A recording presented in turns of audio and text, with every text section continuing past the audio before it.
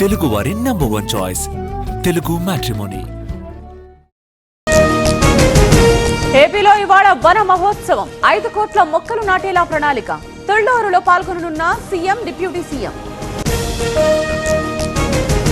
తుది దశకు కాళేశ్వరం కమిషన్ విచారణ. రేపు కమిషన్ ముందుకు హాజరు కానున్న ఎంపీ ఈటల. 9న హరీష్, 11న కేసీఆర్ విచారణ. ఇవాళ తెలంగాణ కేబినెట్ భేటీ. ఉద్యోగుల డిమాండ్లపైనే ఫోకస్. రైతు భరోసా, యువ వికాసంపై చర్చ.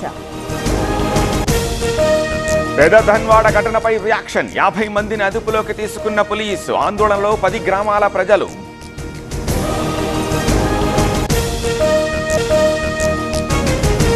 అనుమతికి మించి ర్యాలీలో పాల్గొన్నారు. పోలీసు విధులకు ఆటంకం కలిగించారు. కుప్పం వైసీపీ నేతలపై కేసు నమోదు. కవితను ఎవరూ పట్టించుకోవడం లేదు. అందుకే కొత్త డ్రామాకు తెరలేపారు.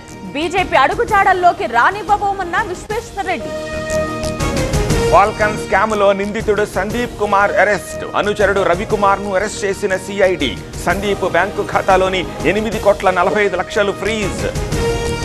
మచిలీపట్నంలో ఇవాళ్టి నుండి బీచ్ ఫెస్టివల్. మంగినపూడి తీరంలో భారీగా ఏర్పాట్లు. కాసేపట్లో గేట్వే ఆఫ్ అమరావతి ఆవిష్కరణ. నంద్యాల జిల్లాలో దారుణం. ఉచిత వైద్య శిబిరానికి వెళ్లిన జకీర్ మత్తు మందు డోసెక్కువై మృతి. శ్రీశైలం జలాశయానికి వరద. ఇన్ఫ్లో 19,054 క్యూసెక్కులు. ప్రస్తుత నీటి మట్టం 835 అడుగులు. తుంగభద్ర జలాశయానికి కొనసాగుతోన్న వరద. ఇన్ఫ్లో 7,923 క్యూసెక్కులు. ప్రస్తుత నీటి మట్టం 15,199 అడుగులు. తెలుగు రాష్ట్రాల్లో పెరిగిన ఉష్ణోగ్రతలు. జిల్లాల్లో 41 డిగ్రీలు దాటుతోన్న టెంపరేచర్స్. పలు చోట్ల తేలికపాటి నుంచి మోస్తరు వర్షాలు. 35,000 కెపాసిటీకి 3 లక్షల మంది వచ్చారు. తొక్కిసలాటపై న్యాయ విచారణకు ఆదేశించిన సీఎం. 15 రోజుల్లో నివేదిక ఇవ్వాలన్న సిద్ధరామయ్య. భారీ వర్షాలకు ఈశాన్య రాష్ట్రాలు అతలాకుతలం.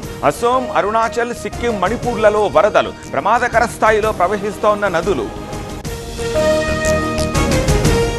జస్టిస్ యశ్వంత్ వర్మపై అభిశంసనకు కేంద్రం కసరత్తు. అభిశంసన తీర్మానం ప్రవేశపెట్టేందుకు చర్యలు. వివిధ పార్టీలతో కిరణ్ రిజిజు సంప్రదింపులు.